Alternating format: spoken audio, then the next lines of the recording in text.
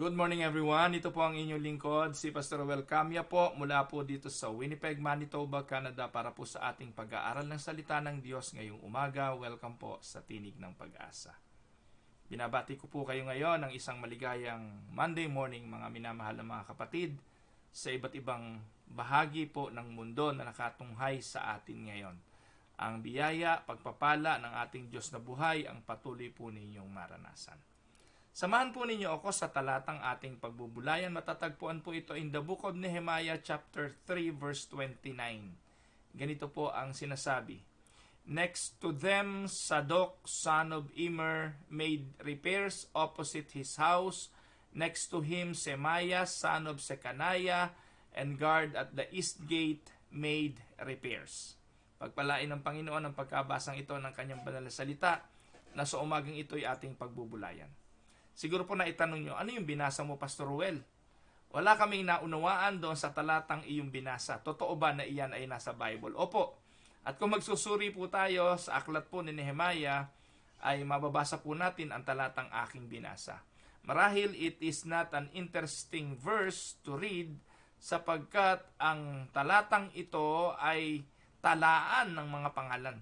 Pero ang mga pangalang ito, mga kapatid, ay tinala because they played a vital role sa ginagawa ng Diyos para sa bansang Israel.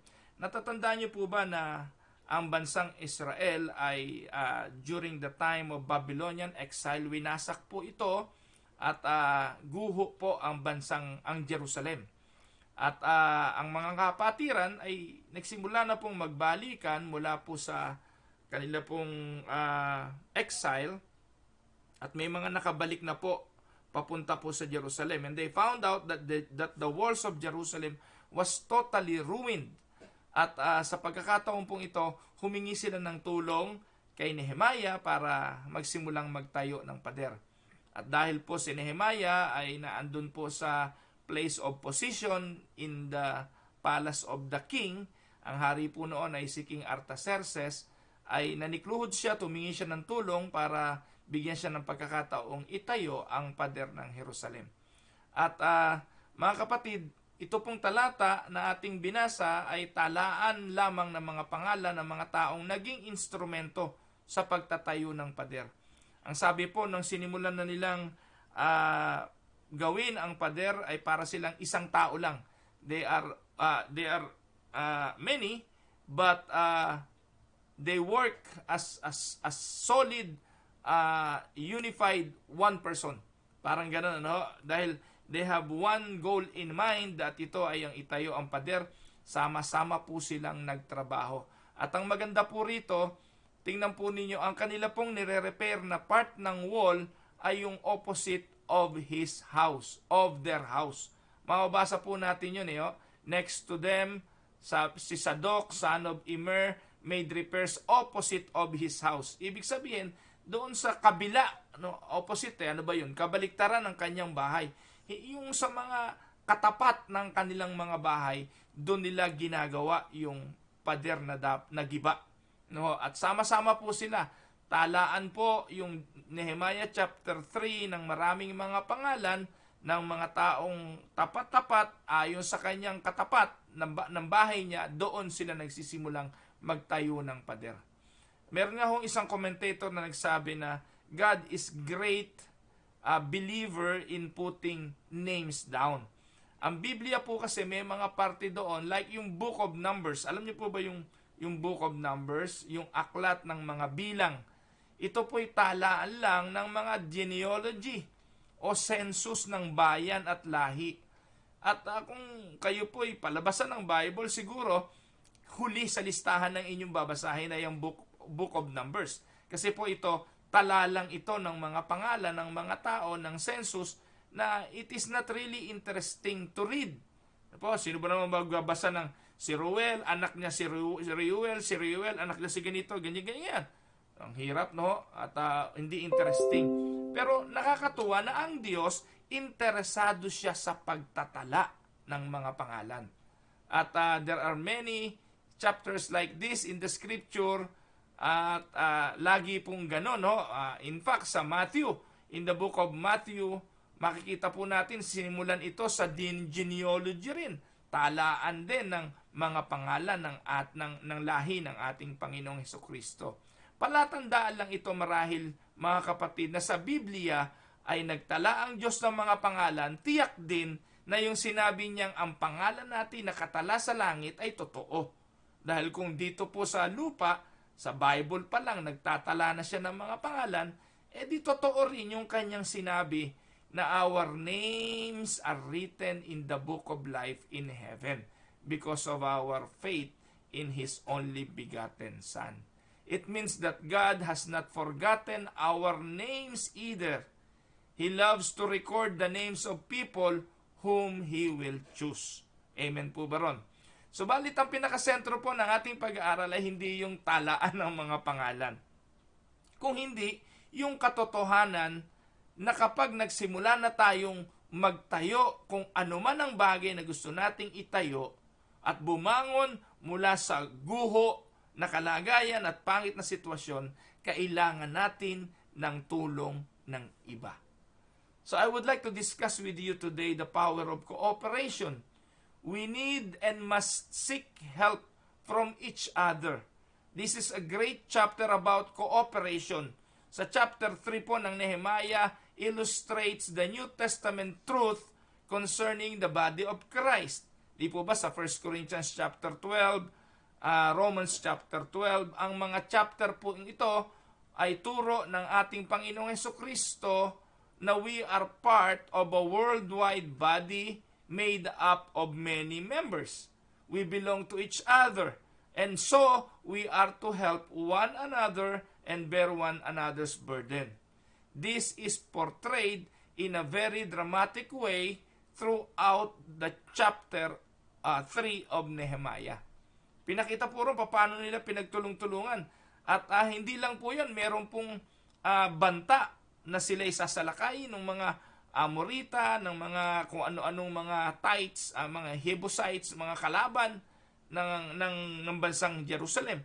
Kaya habang nagtatayo sila ng pader, hawak nila sa kanan ay martilyo o pangpokpok, sa kaliwa naman ang hawak nila ay tabak. So, they are on guard dahil sa banta ng mga kaaway. Pero makikita po natin ang kapangyarihan po na habang ginagawa nila ang bagay na ito, binabantayan nila ang isa't isa. They are on guard with each other and they do everything in one mind and in one accord. Di po ba napakagandang larawan? Kung ganun lang ang pamilya lahat, di po ba? Na lahat nagkakaintindihan, nagkakaunawaan, nagkakatulungan. Kung ganun din po ang simbahan, nagkakaintindihan, nagkakaunawaan, nagkakatulungan, wala pong magiging problema. Ecclesiastes chapter 4, verse 9 to 12, meron pong sinasabi po ang talata. Sabi po, two are better than one because they have a good return for their labor. For if either of them falls, the one will lift up his companion. But woe to the one who falls when there is not another to lift him up. Furthermore, if two lie down together, they keep warm. But how can one be warm alone? And if one can overpower him who is alone, two can resist him. A cord of 3 strands is not quickly torn apart. So sa talata pong ito, pinakikita yung kapangyarihan ng mga pagkakaisa. At sabi po, ang dalawa mas mainam kaysa sa isa. Two are better than one because they have a good return for their labor. Mas maraming nagagawa kapag sama-sama. Kapag tulong-tulong, mas maraming na-accomplish. Dito ay matututunan natin ang dalawang bagay na hindi mo na pwedeng sabihin once na ikaw ay naging isang tunay na Kristiyano. Matututunan po natin ang dalawang bagay na ito na kailanman ay hindi na dapat marinig sa bibig ng mga mananampalataya. Ano ito? Una, you do not need me. Hindi daw po dapat mamumutawi sa labi natin yang hindi mo ako kailangan because we believe everyone in the body of Christ needs everyone else. Alam niyo po kaya pagod yung iba? Kasi minsan, ang pakiramdam niya ay hindi nila tayo, ano tawag doon? You don't need me. Kaya ayaw magtrabaho yung iba kasi pakiramdam nila, hindi sila kailangan. At pinipilit naman kasi nung iba na kayanin. Ano po? Ang sabi po ng talata ng Luke 11:23, he who is not with me is against me, and he who does not gather with me scatters. Dalawa daw po yung tao sa buhay. Sabi po, yung isa nagkakalat at isa nagtitipon. Pero yung hindi natin kasama, kaaway natin. Pero kung tayo yung magkakasama, dapat po nagkakatulungan. Hindi po ba? He who does not gather with me will scatter. So, hindi po dapat daw namumutawi sa bibig ng Kristiyano yung you do not need me. And the second word, the second thing na hindi daw po dapat namumutawi sa bibig ng Kristiyano ay ang katagang, I do not need you. You do need others. It is the awareness of that truth that makes the church living, warm, vital, loving fellowship. Ganon din naman sa pamilya. Yung word na I do not need you ay hindi po dapat namumutawi sa bibig ng mga mananampalataya. Minsan po gusto nating maging superman or superwoman. Gawin natin ang lahat ng mga bagay na gusto nating gawin na akala natin ay kaya natin. At the end of the day, bagsak ang katawan, pagod, masakit ang buto. Dahil pinipilit natin gawin ang lahat. Na akala natin matatapos natin sa isang araw nang hindi humihingi ng tulong ng iba. Ang minsan ang problema ito, nakikiramdam tayo sa tulong ng iba na hindi naman natin hinihingi. Minsan po itong isa sa ikinapipikon ko sa mga tao na trabaho ng trabaho tapos masama ang loob habang nagtatrabaho. Gawa ng gawa tapos masama ang loob habang gumagawa. Manong humingi ng tulong? Marami naman pwedeng hingi ng tulong. Pagkatapos po, makikiramdam pag hindi tinulungan masama ang loob. So hindi po dapat namumutawi yung katagang I do not need you. We need each other. We need to be helping each other. Ano po sabi ng 1 Corinthians 1:10? Now I exhort you, brethren, by the name of our Lord Jesus Christ, that you all agree and that there be no division among you, but that you be made complete in the same mind and in the same judgment. So nang ipinatawag po ni Nehemiah ang bansang Israel para itayo ang pader ng Jerusalem, we learned that all the people were involved in the project. And that portrays for us an important principle of the New Testament, that the ministry of the church belongs to everyone in the congregation. Madalas po kasi ang tingin natin sa gawain ng Panginoon, ang tingin natin sa simbahan ay trabaho lang ng pastor dahil siya ang may sweldo. Trabaho lang ng mga leaders dahil sila ang binabayaran para gawin ang mga tungkulin na nakapasan kasama ng trabahong ito. Kaya nga po yung evangelism, pastor, mag-evangelize ka naman. Sinusweldohan ka namin to do evangelization. Magturo ka naman, pastor. Mag-counseling ka naman, pastor. At minsan nga po, magpagaling ka naman, pastor, at gumawa ka ng himala. Minsan po nakakalungkot na po. Samantalang maaaring sa miyembro ay meron talagang may gift ng counseling, merong may gift ng teaching, at merong gift noong miracle working power. Hindi po ibinigay sa mga pastor lahat yan. At sa paggawa po sa buhay ng simbahan, ito po'y idinistribute ng Diyos ang various gift na ito for the glorification of His church, for the growth of the body. At dahil hanggang ngayon sinusunod ng mga simbahan ang ganitong mga pattern na sa mahabang panahon ay ganito tumatakbo ang maraming simbahan, the church is in trouble all over the world. Nakakalungkot mga kapatid. Marami hong mga simbahan katatagal na, ubod ng dami ng anibersaryong isinelebrate. Mas marami pa yung bilang ng anibersaryo kaysa sa dami ng miyembro. Marami po na ubod ng tagal in existence, never a single daughter church man lang or a mission point. Kasi nga po ang katwiran ng mga miyembro, hayaan mo si pastor ang magmisyon, hayaan mo si pastor ang mag-church planting, hayaan mo si pastor ang mangaral. At ang nangyayari po, paikot-ikot na cycle, na pagkakailang panahon, palit ng pastor. Kapag, alam niyo po ba na sa survey, ang pastor ay dapat tumatagal lamang po sa simbahan talaga ng 6 na taon. After 6 years, nako, madalang na po yung pastor na tumatagal ng 6 na taon eh. Kasi po, after 6 years, marami na pong sermon ang narinig ninyo kay pastor, marami na pong mga bagay na alam na ninyo sa kanya, wala nang lihim. Pati nga po paghagik-gik ng tawa ni pastor, alam nyo na, wala na pong lihim at dahil doon, dumarating na doon sa punto ng pagsawa. At dahil doon po, tingin ninyo, wala na kayong growth, wala nang paglago. Kaya ang kongregasyon ngayon, dahil paulit-ulit ng araw ang sermon ni pastor, iyon na lang din, magdidesisyon ang mga board of, alam nyo na kung anong mga board yon, at magdidesisyon, palitan na natin si pastor, humanap na naman tayo ng ibang manggagawa dahil ang tingin nila iyon ang sagot sa problema ng simbahan. But I would like to tell you this mga kapatid, the ministry belongs to the whole congregation. I do not know any truth more important for the accomplishing of God's work than that. Yet in church after church, it is difficult to get people to understand that. You have the great privilege of reaching out in your own neighborhood and doing the work of ministry in your own neighborhood. Huwag niyo pong kakalimutan, binanggit yung mga pangalan ng mga nagtayo ng pader ng Jerusalem at nagsimula silang magtayo sa harapan ng kanilang bahay. They started building the wall in front, opposite of their houses. Ganun din po tayo. Kaya po minsan napakabagal ng paglago ng mga simbahan. Maraming mga members ng church ang mga mahuhusay naman.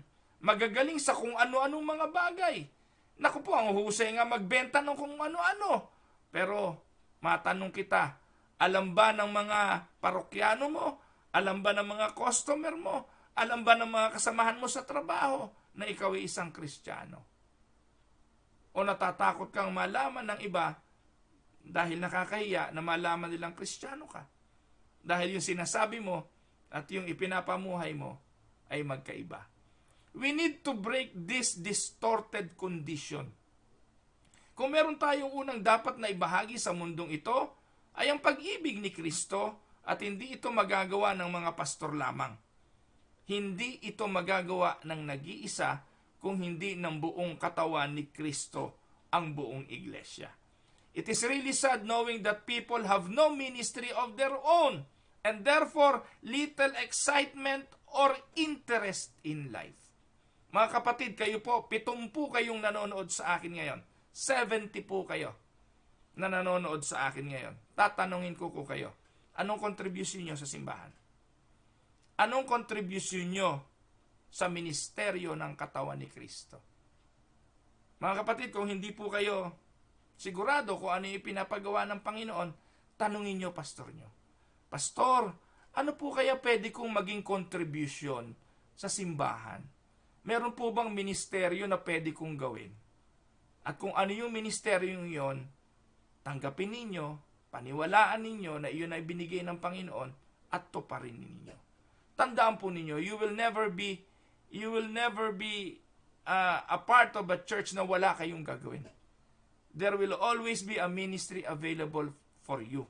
Baka nga lang po, minsan namimili tayo ng posisyon at ng ministry na gusto natin. Alam niyo po ba mga kapatid, ngayong oras na ito, at this very moment, I can give you a ministry na hindi ninyo kailangang umalis sa inyong bahay. And that is the ministry of prayer.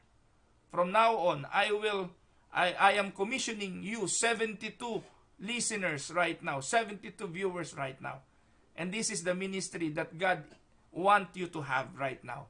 Be a prayer warrior. Pwede po ba lahat ng tagapakinig ng Tinig ng Pag-asa mula sa araw na ito maging prayer warrior tayo? Ano pong ibig kong sabihin? Pag may nalaman kayo na may karamdaman, panalangin natin. Pag may nalaman kayo na pastor na nanghihina, ipanalangin natin. Kapag may nalaman kayo na nangangailangan, ipanalangin natin. Prayer is a ministry that all churches is vitally needed. Kasi po mga kapatid, napakadalang po ng nananalangin para sa church. Lahat po ng mga miyembro ng church nanghihingi ng panalangin. Pero sino naman po kaya ang nagbibigay ng panalangin? Mga kapatid, hindi po ako napapagod mag-pray para sa inyo. Pero alam niyo po ba ang kapangyarihan para galawin ang kamay ng Diyos ay kung marami po tayong tatawag at dudulog. Sabi po ng banal na kasulatan na po sa aklat ng lumang tipan, if my people will humble themselves and pray. It is a challenge by God to us. If we will humble ourselves and pray, marami pong pwedeng gawin ang Diyos sa buhay natin.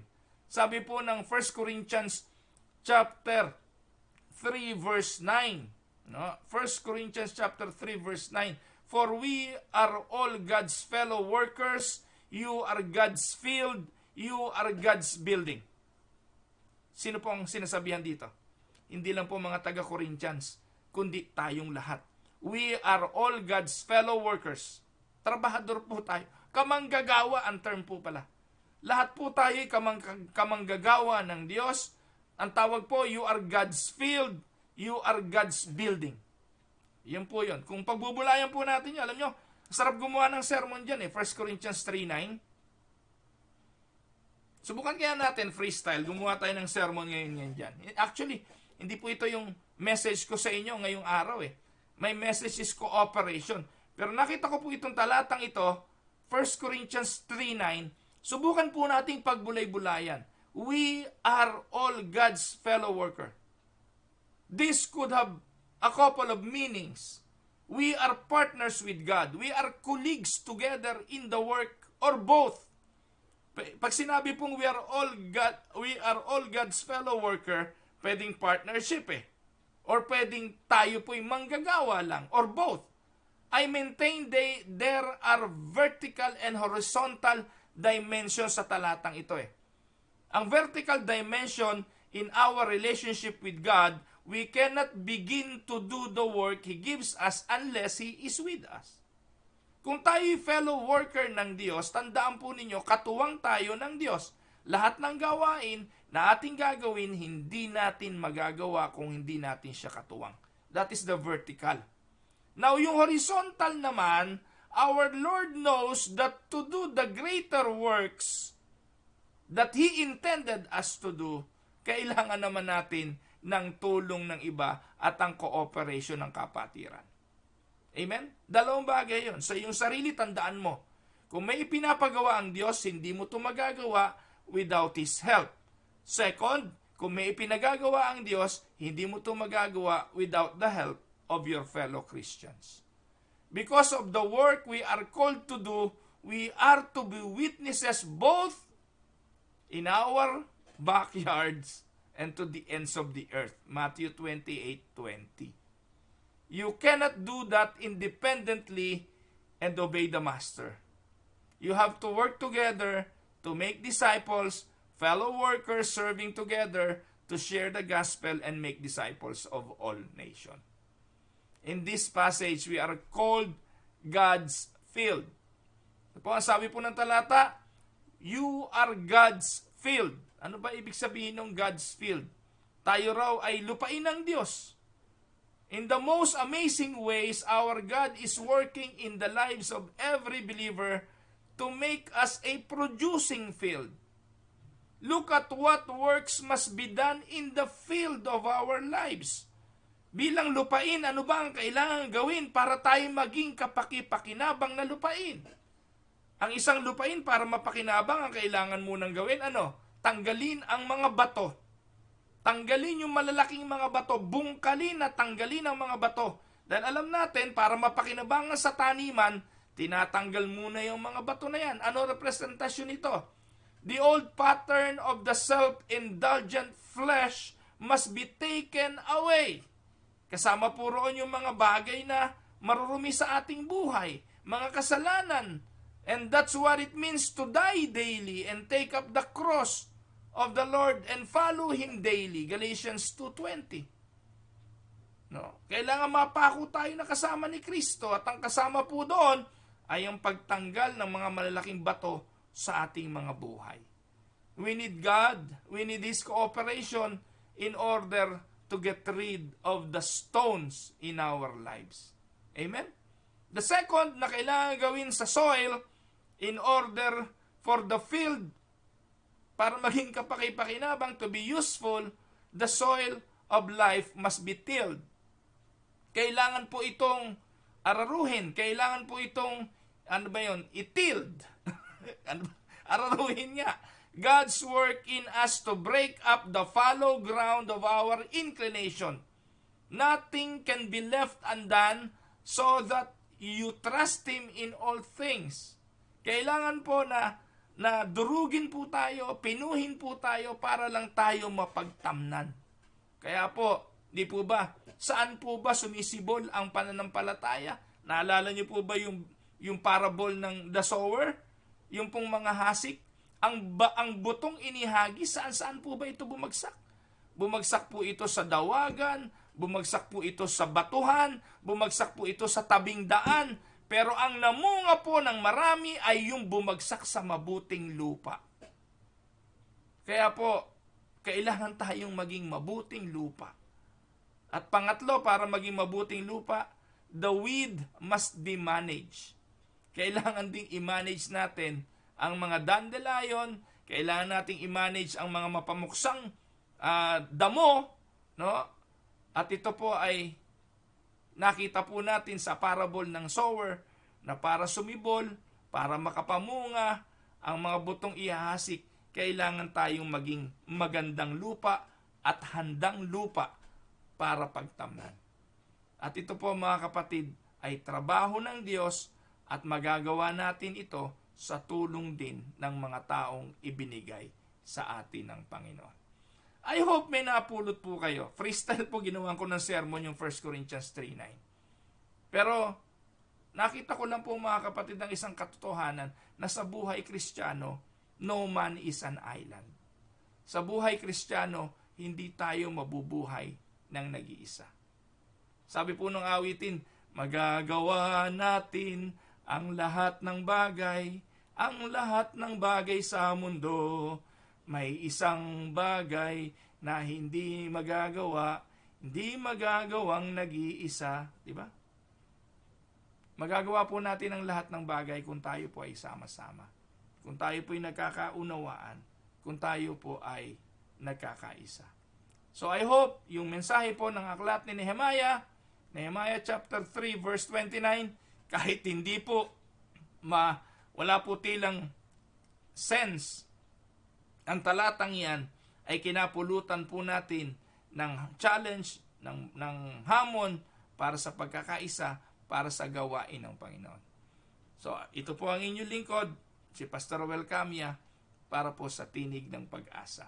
Tayo po'y dumulog sa Panginoon para sa panalangin. Papasalamat po kami, Panginoon, sa umaga pong ito, sa patuloy po na pagkilos na ginagawa mo sa buhay namin. Papasalamat po kami sa iyong karunungan, sa mga pagpapala, sa lahat ng bagay na iyong ginagawa sa aming mga buhay. Tulungan mo po kami, Panginoon, sa aming mga kahinaan. Tulungan mo po kami sa aming mga pangangailangan. Dinadalahin ko po yung mga may karamdaman, mga kapatid ko na dumadaan sa mga pagsubok ng buhay, yung mga kapatiran, yung mga nasa sitwasyon, Panginoon, ng mga pagdurusa sa kawalan ng mahal sa buhay, yung mga may problema po sa finances at pangangailangan, may mga problema po, Panginoon, sa karamdaman, bunga ng COVID, sa iyo po namin sila itinataas. Ikaw po nakakakilala sa kanila, alam mo po ang kanilang mga pangangailangan.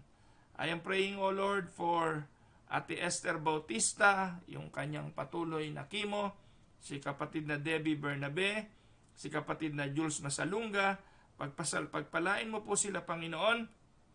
Ikaw po ang kumilos sa kanilang mga buhay. Dinadalahin ko rin sa iyo si Lolo Abe, si kapatid na Mayet Rodriguez, ang patuloy pong recovery niya sa kanyang karamdaman. Ganon din po ang aking may bahay na dumadaan din po sa mga karamdaman. Patuloy ka pong kumilos.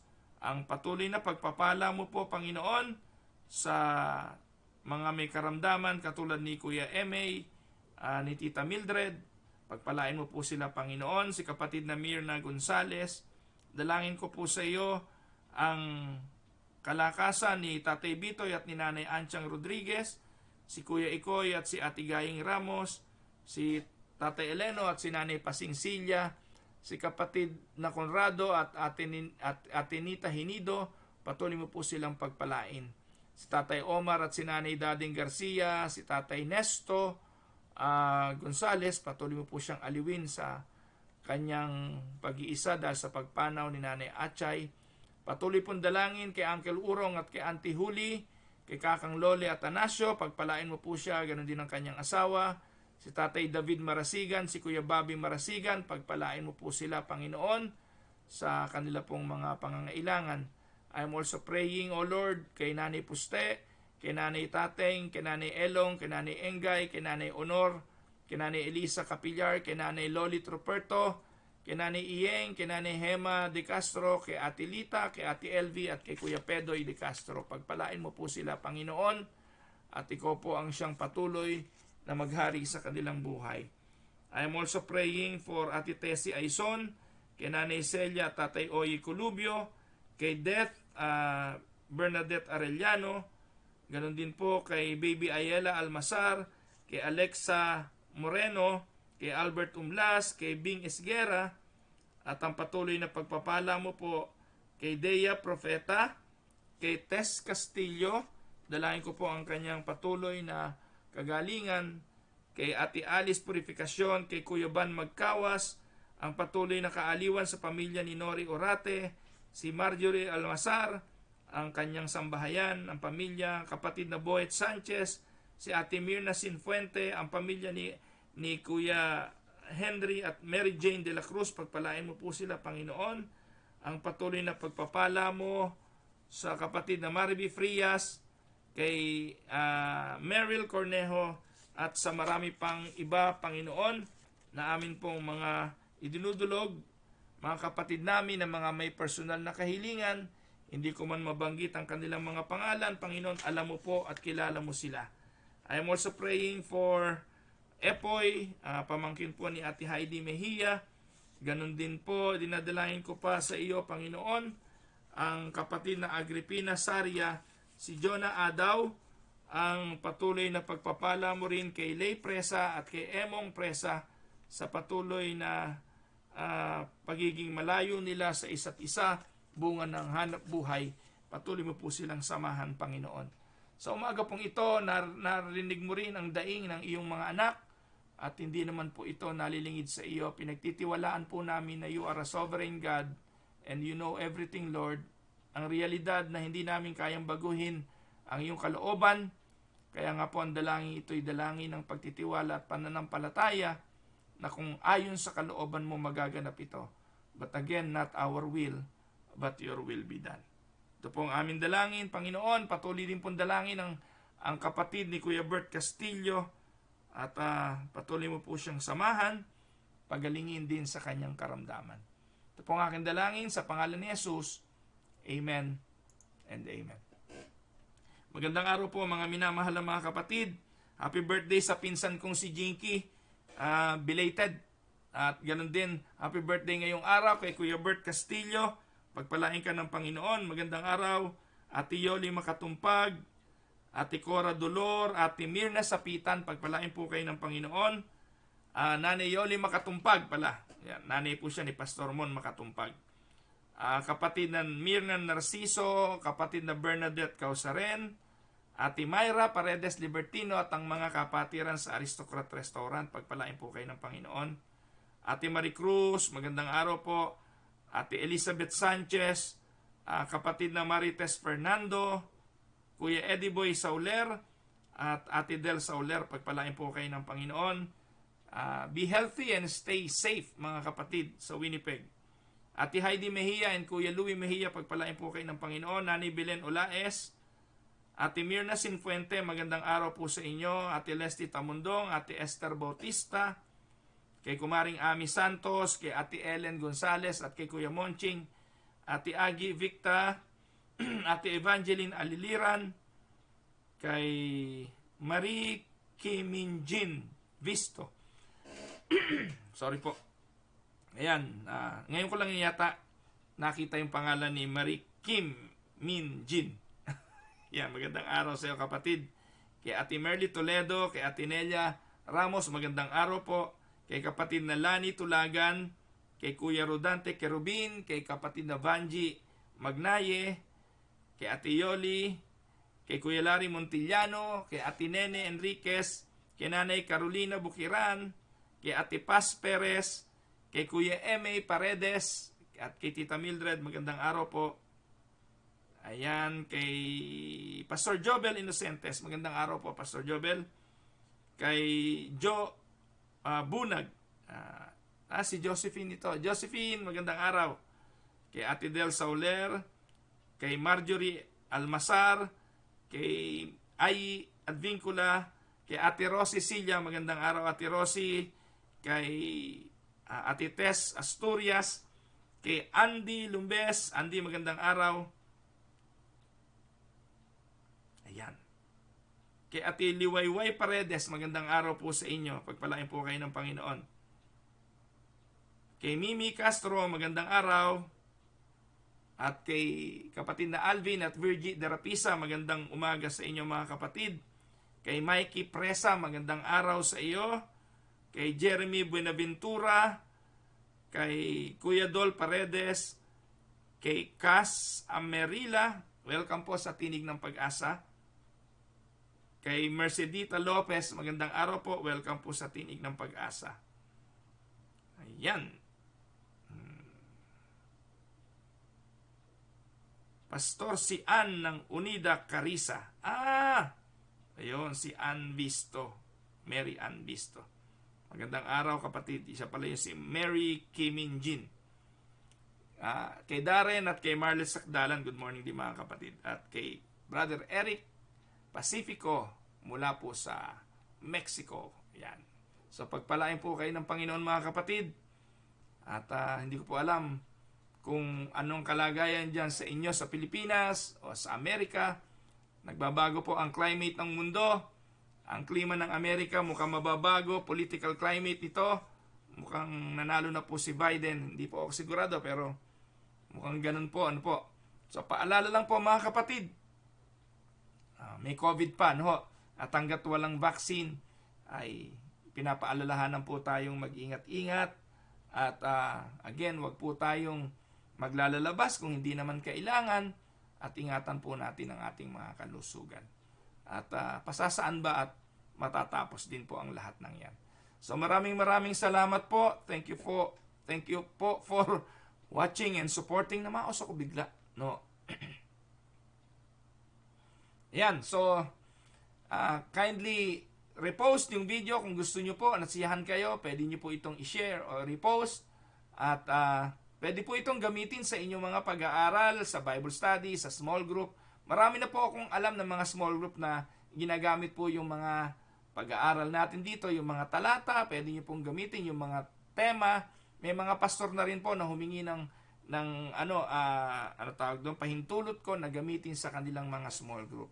So, yun po, pwede naman po ninyong gamitin at sa mga pag-aaral. At malaking bagay po yan sa inyo para hindi na po maghahanda ng mga mensahe. Pwede nyo na pong i-jot down lang yung mga, ulit-ulitin nyo po, i-jot down ninyo yung mga puntos na pwede po ninyong gamitin. So, ayan, magkita-kita po ulit tayo bukas. Monday morning po dito sa Winnipeg, 8:12 po ng umaga. At I hope everything is well with you. God bless everyone. Ang pagpapala ng Diyos ang sumainyong lahat.